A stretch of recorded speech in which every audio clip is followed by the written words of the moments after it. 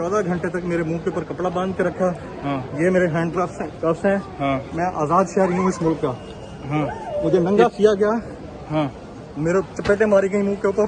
हाँ। Please air this video. This is Jameel Farooqui, a journalist from Pakistan. इसको home ministry के order के ऊपर मुझे ऑफिस की ट्रांसमिशन के फौरन बाद अरेस्ट किया गया, ऑफिस के बाहर से।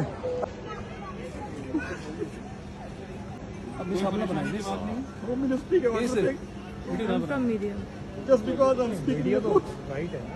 बाहर एयरपोर्ट के अंदर नहीं, बाहर मुझे नंगा किया गया, मेरे कपड़े उतारे, मेरे चपेटे मारी गई हैं। और इस्लामाबाद पुलिस ने ट्रांजिट इस वक्त मेरा रिमांड लिया है कराची से इस्लामाबाद ले जाने के लिए। मेरी फैमिली को पता नहीं है, मेरे चैनल को पता नहीं है।